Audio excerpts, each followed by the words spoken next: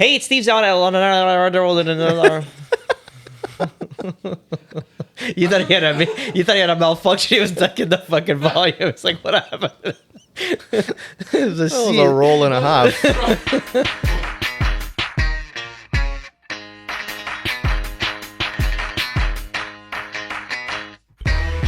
Hey, it's Steve Zanardo with Mike Gaddy with Real Estate on Record. Today we're here with Stefano, and we're just shooting the breeze regarding what, Stefano?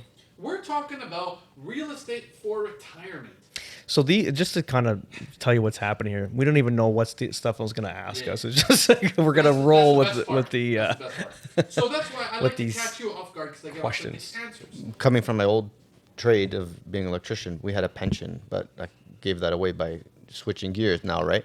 So our plan is with myself and my wife is to buy our kids rental properties. So like instead of having to help and dish out every time they need to go to school or whatever, if they have that rental, we can refinance, pull out some equity, send them to school, and kind of use it as a bank to keep each child going. So for our retirement, we're purchasing to help our kids down the road. But yeah, some people could also just if they don't have that pension, they make that investment, and when they do retire, they use that as hopefully their bank to keep paying out. You know what? Rewind 30 years ago. Like, did you think that you would have to do this in the future? Like, I'm 41, so that'll be like 11 years old.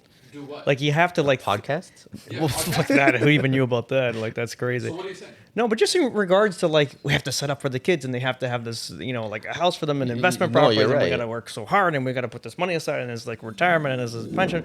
It's like, if you're not ready for that, holy shit, you're going to get lost. You're going to fall right through the cracks, or just don't want to hear it, and you're like, screw it. I'll do my 9 to 5. Whatever's left is left, and that's But there it. are people like that now. No, there definitely are. Are they? Okay, fair enough. Just if for the way I look at it. Yeah, no, I'm the If same. I don't know same kick. if I don't have Yeah. help my kids now with the price of real estate in Toronto, if we're still in Toronto, Where are you going? Yeah, where are you going? I don't Samantha, cue Samantha. Where are you going, Michael? Oh, hopefully Florida. We're going to Florida. But even there, Cut that bit and send it to Mike's wife. Of course. oh shit. Samantha, Post Mike's it all got over plans. But Make sure even the if you whispering at didn't night. have the Lord, Either which way, you're right. It's the same, right? But let's going back to Toronto because we're talking about Toronto right Yeah. now. For someone that's looking to live here in Toronto, like the average price of a house is in the 1.2, 1.3 million. It's wild. What's it going to be in 25 years when their kid needs to go buy a house, right? Way less. Listen. 10 years from now, it's gonna be. That's what I'm saying. Well, my kids are young, I'm saying. So in 25 years, my kid's going to want to hopefully live on their own. I want them to have that opportunity to live on their own. I don't want them to live with me. They can. The door is always open. But I want to give them that freedom. But your mindset is very generational because I'm sure our parents had the same thing. If I don't help them, how are they going to do it? I don't know. I don't think so. I never had any help. Yeah, I never had. Do tell, Steve. No, it's a whole fucking. I'm gonna have to hire a psychologist for all that. But no, like You don't think that the 1950s boomers didn't have the same mental worry that we have now? I think they had. I mean, depending who and what, right? Like, I don't know. Again, The difference then and now is the average household income and the average price of houses were a lot tighter than they are now, right? The average household income is a lot lower, and like we've spread so dramatically over the last 30 years that the average the parents price of didn't have houses. to do much. I'm not talking out of my ass here, but let's just like, okay, so they got married young, 20s, 21, whatever, had a family. Their kid gone to college, everything was still affordable. They got married very young. They were able to buy a house. Not like you had to totally plan for them. Like, I got to buy you 3 investment properties. We're gonna have all this money aside. It was like I'm talking of America specifically, because again, as much as we're Canadian, we're groomed American. I don't care what anybody says. We watch all American films, all TV shows were American. We follow all American politics. Let's face it. When did you follow Canadian politics? Off topic. Never. I was watching George Bush Sr. in 1988. So you can't say that's because I'm getting older and I want to follow politics. Like, so I'm just saying, like, again, groomed to. So I'm thinking the Americans. So post-war, they get married young, they have kids. Their kids get married young, they go to college, still affordable. They buy a house, they have kids. It's like they don't have to plan for them. It's almost like the world is so good, especially America time. Globally is at the height. You can't make a mistake. You're making more money than you spend. You have enough for savings. You have enough to buy a few cars. You have a great house with a white picket fence. You bought a cottage. But you're talking about an educated person that wants to learn what exactly is happening in the financial sector. What do you mean? No, not back in the day. No, like for No, example, no, no, not back in the day. Now, now. What do you mean? Now, you want to learn. Back in the day. No, you have to learn yeah, now. you don't have a Right, choice. but back in the day, I don't know if they had to learn. No, But they that's what didn't. I'm just No, saying. no, they It didn't. was a natural progression that your parents didn't have to plan for your. Like you would say, okay, you need to go to this school because this is a good career, but that was it. They would guide you, but you didn't have to fucking buy 10 rental properties for this kid to survive in the future. You didn't have to have a $500,000 in cash when you died because they're not going to make it. This is today's problem, and that's just the world the way it is now, not just in Canada, but it's in America. But I'm just going back to that. So the 50s, 60s, 70s, then it started getting a little bit with when the baby boomers had the hippies and stuff like that hippie generation. It started getting a little bit more intense and stuff like that, and you started seeing inequality and shit like that. And then obviously we are today. So that's why, yeah. So Mike's talking about his girls. He's going to get them each a rental property because how are they going to last, or keep going? Because what are you going to do? And again, talking about Florida. I always go back to Florida because we had to. Again, this is very fresh. I had a conversation with a gentleman yesterday. We were talking. He's my anyway. I don't want to. Anyways, it's an elder gentleman. He's in his 60s, right, 68, and we're talking about affordability and housing and stuff like that. And he's like, my kids just, because I was saying like it's going to be tough for the kids here. Like my kids could be tough in this country because of the cost of everything, right? Yeah. But he's like, yeah, my kids got in just perfect. I said, yeah, your kids, but not their kids. I said, No. So forget about it. Like, that's why still, like, in America, even if it's not in Florida, it's like the pricing of housing is still much more affordable. You're $200,000-$300,000. You live in a great area. You have a great house. You're carrying a $200,000 mortgage compared to like $1 million. It's a big difference. So why do you think that the American market is the way it is, but the Canadian suddenly went like almost unattainable? Numbers, volume. It's volume. Doesn't the U.S. have a larger volume? But it's a government problem here in this country. Because they shut down even 2000. I always go back to this McGuinty, all whatever Doug Ford's trying to undo now with the Greenbelt, that was locked.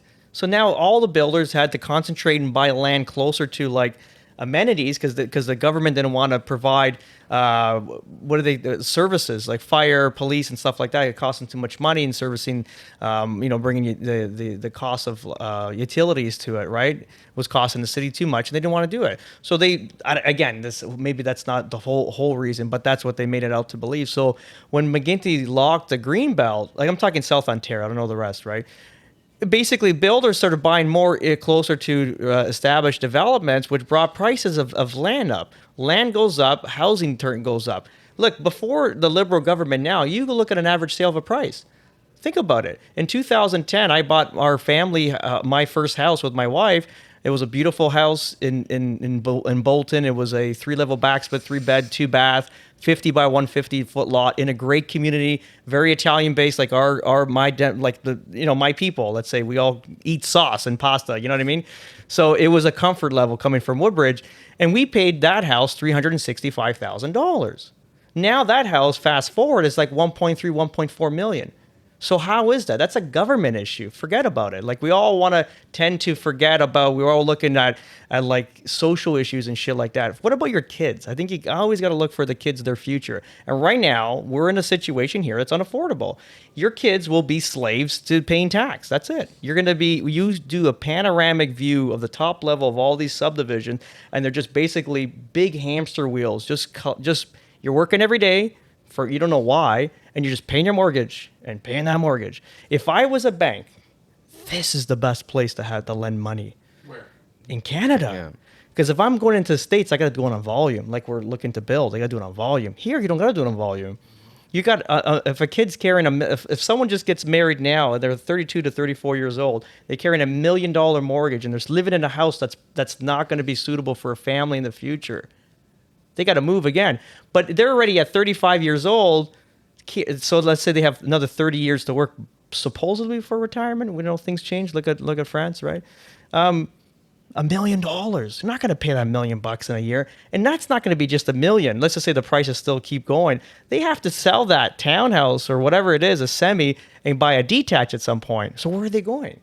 Yeah, I don't Mike's know. too young. Yeah, I don't know enough, but too young. I know He's a one baby. I know one person. What that's year done are you it. born, Mike? 88. He's a Oh, baby. 88? No, It's as old as my alpha. It's a good year. It's I 89 just actually. noticed a lot of people just don't want to go back to the motherland.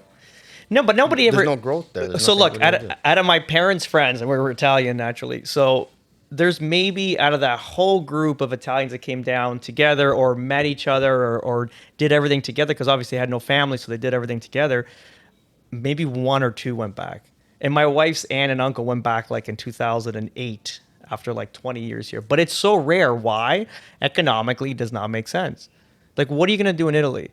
Like, Unless you made a good chunk of money here. and then, but you're not making no more chunks. Yeah. So you got to make sure if you came here, you worked 10 years, you made a shitload of money, you're going back to Italy, you're paying your house in cash, and you're going to do, like, I'm thinking my dad's area, like Treviso, North Italy. Like, what else am I going to do there? You're going to have a little job or you have a little farm, make a little money, and just kind of like, you live a great life, but it's not like how you have here in abundance. I want to buy a new car. I want to lease a car every 3 years, flip it. I want to have money in the bank. I want to buy this and blah, blah, blah. It's like a whole different, like we're Monopoly here.